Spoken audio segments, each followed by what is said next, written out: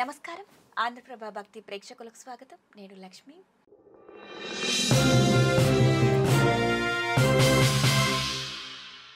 కార్తీక మాసంలోనే వనభోజనాలు ఎందుకు చేస్తారు?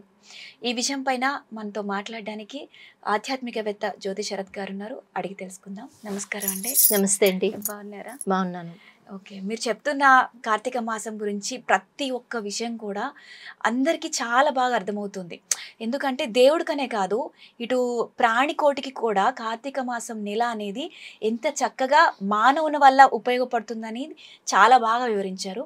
అలాగే ఇప్పుడు చూసుకున్నట్లయితే కార్తీక మాసంలో వనభోజనాలు ఉసిరి చెట్టు కింద అలా చేస్తూ ఉంటారు. ఎందుకు కార్తీక మాసంలో మాత్రమే వనభోజనాలు చేస్తూ ఉంటారు? అయితే వనభోజనం అంటే ముందుగా ఆ పెద్ద పదాన్ని విడగొడతాం. వనం భోజనం. అయితే నిజంగానే మనం వనాలకు వెళ్తున్నామా? కాలంలో అసలు లేవు. వెళ్ళినా మనకి భయమే, తిరిగి వస్తామా లేదా.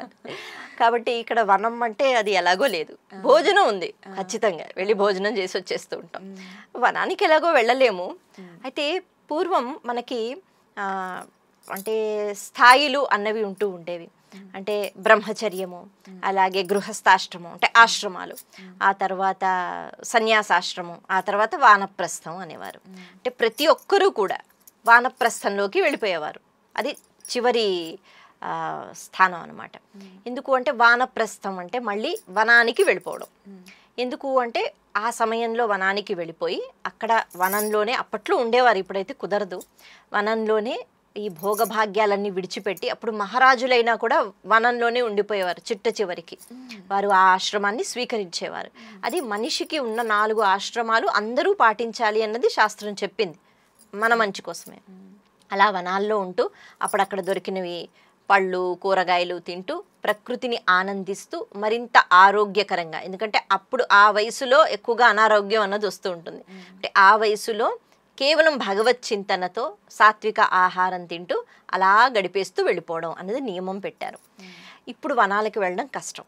అయితే కార్తీక మాసంలోనే ఎందుకు వనభోజనాలు అనేటప్పటికీ మనం చాలాసార్లు చెప్పుకున్నాం, మళ్ళీ చెప్పుకుందాం. ఈ మాసంలో వాతావరణంలో వచ్చిన మార్పు వల్ల ఖచ్చితంగా అనారోగ్యం అన్నది కలుగుతుంది.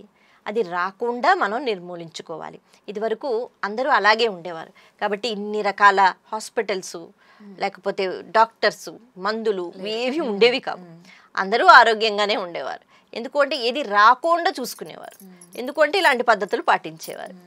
ఈ వనభోజనాలు అనేటప్పటికీ ఇప్పుడు మనం వనానికి వెళ్ళకపోయినా ఎక్కడైతే బాగా తోటలు ఉంటాయో, ఎక్కువగా మామిడి చెట్లు. ఎందుకు మామిడి చెట్లు అన్నారు అంటే మామిడాకులు మాత్రమే ఎక్కువగా ఆక్సిజన్ని రిలీజ్ చేస్తాయట. అన్ని చెట్లు చేస్తాయి మనకి తెలుసు, కానీ అందులో ఎక్కువ శాతం ఉంటుందంటారు. అందుకే మామిడి తోరణాలు, శుభకార్యం అంటే మామిడి తోరణాలు. అలాగే వేప చెట్టు, వేప గాలి పీల్చుకుంటే ఔషధీ గుణాలు, మనం ఆ వాయువు పీల్చుకుంటాం కాబట్టి ఆరోగ్యం బాగుంటుందంటారు. ఇలా ఎక్కడైతే వేప చెట్లు ఉంటాయో, మామిడి చెట్లు ఉంటాయో, ఉసిరి చెట్లు, ప్రత్యేకంగా ఉసిరి అని ఎందుకు చెప్పారు అంటే వాతావరణంలో వచ్చిన ఈ మార్పు కారణంగా ఉసిరిని ఎంత సేవిస్తే అంత ఆరోగ్యానికి మంచిది. ఎందుకు అంటే మామూలుగా చెప్పాలంటే విటమిన్ సి ఎక్కువగా ఉంటుంది కదా అందులో. ఖచ్చితంగా ఈ జలుబులకి దగ్గులకి కూడా విటమిన్ సి ఎక్కువ వాడితే మనకది నయం అవుతుంది. అలా చూసుకున్నట్లయితే ఇక ఆధ్యాత్మికంగా అమ్మవారు ఉసిరి చెట్టులో ఉంటారట, ఉసిరి కాయలో ఉంటారు. అందుకే ఉసిరి దీపాలు అంటారు. దీపాలు వెలిగించేటప్పుడు కూడా చాలామంది ఆలయాల్లో ఉసిరికాయని పైభాగం కొద్దిగా తీసి అక్కడ ఒత్తి పెట్టి దీపం వెలిగిస్తారు. ఎందుకంటే ఆ పొగ ఈ ఉసిరిలోంచి వచ్చిన దీపం కదా, ఆ పొగ పీల్చుకున్నప్పుడు మళ్ళీ మనకి వ్యాధులు రావు అని. అందుకే వనానికి వెళ్ళి, అంటే ఎక్కడైతే తోటలు ఉంటాయో, మామిడి చెట్లు ఉంటాయో ఎక్కువగా, అందుకే ఉసిరి చెట్టు కిందే కూర్చోండి అంటారు. పొద్దున వెళతాంగా, పొద్దున్న నుంచి సాయంత్రం వరకు ఆ ప్రాంగణంలోనే కూర్చుంటే, లేకపోతే చుట్టూ తులసి మొక్కలు ఉంటాయి, ఇంకా వేరే ఔషధి మొక్కలు ఉంటాయి, అక్కడ కూర్చుంటే దాని అర్థం ఏమిటి అంటే అక్కడ గడిపాం. మళ్ళీ దాని అర్థం ఏమిటంటే ఆ వాయువుని పీల్చుకుంటున్నాం. బయట చాలా కాలుష్యం ఉంటుంది. ముఖ్యంగా ఈ మాసంలో అనారోగ్యం ఉంటుంది కాబట్టి ఔషధి మొక్కలు చుట్టూ ఉన్నప్పుడు అక్కడ మనం కూర్చుని సమయం గడిపితే ఆరోగ్యానికి మంచిది. అందుకే వనభోజనాలు కార్తీక మాసంలో. అయితే ఇది వరకు ఎలా చేసేవారు, ఇప్పుడు ఎలా చేస్తున్నాం? ఇప్పుడు చక్కగా అందరం బంధువులతో మిత్రులతో వెళ్ళిపోతున్నాం. వెళ్ళిన దగ్గర నుంచి ఆటలు పాటలు డ్యాన్సులు, ఆ తర్వాత తినేయటం, ఇంటికి వచ్చేయటం. కానీ ఇది కాదు వనభోజనాలు అంటే. వనభోజనాలు అంటేనే చాలా ఆధ్యాత్మిక కోణంతోనే చూడాలి, ఆరోగ్యపరంగా చూడాలి. అలాగే చేసేవారు. అది అసలైన వనభోజనం. అది ఇప్పుడు ఎక్కడ కనిపించట్లేదు. వెళుతూనే ఉసిరి చెట్టు కిందో, మామిడి చెట్టు కిందో, లేకపోతే రావి చెట్టు కిందో ఒక విగ్రహాన్నో, భగవంతుని యొక్క చిత్రపటాన్నో, విష్ణువు కావచ్చు, ఈశ్వరుడు కావచ్చు, అది పెడతారు. పెట్టిన తర్వాత అందరూ కూర్చుంటారు. కూర్చుని ఇక వాళ్ళ ఆ పండుగ వనభోజనం ఏదైతే ఉందో భగవన్నామస్మరణతో మొదలయ్యేది. ఇప్పుడు ఒక్కరితినే కూర్చుని రోజంతా దేవుణ్ణి తలుచుకోవాలి అంటే తలుచుకోలేను, మన వల్ల కాదు. మనం ఆ యుగంలో లేము, కలియుగం. ఒక్క నిమిషమైనా మన మనసు మన మాట వింటుందా? అటు ఇటు వెళ్ళిపోతూ ఉంటుంది. కానీ అంతసేపు తలుచుకోండిరా అంటే ఎవరు తలుచుకుంటారు? కాకపోతే ఇలా సామూహికంగా జరిగితే ఖచ్చితంగా అది కుదురుతుంది. అందుకే వెళ్ళిన వెంటనే చిత్రపటాలు పెట్టేసి అందరూ కూర్చుని చక్కగా భజనలు కాసేపు చేసుకోవటం, భగవన్నామ స్మరణ చేసుకోవటం, ప్రవచన కార్యక్రమాలు చెప్పుకోవటం, లేకపోతే ఏ పురాణాలు చెప్పుకోవటం, అందరికీ వచ్చిన లలితానో లేకపోతే విష్ణు సహస్రనామాలు చదువుకోవటం, ఇవన్నీ చేసుకోవాలట. ఇలా చేసుకున్న తర్వాత అందరూ కలిపి అక్కడ కూర్చుని వండుకునేవారు. ఎందుకంటే ఆ ప్రకృతిని ఆస్వాదిస్తూ, ఇంకా చెప్పాలి అంటే అప్పట్లో అక్కడ దొరికిన కూరగాయలు లేకపోతే కందమూలాలు వాటినే పెట్టి ఉపయోగించి వండుకునేవారు. ఇప్పుడు ఆ అవకాశం లేదు కాబట్టి అక్కడే వండుకుంటూ ఐకమత్య భావన, మళ్ళీ అందరూ కలిపి వండుకుని భగవంతునికి నివేదించి ప్రసాదంగా స్వీకరించేవారు.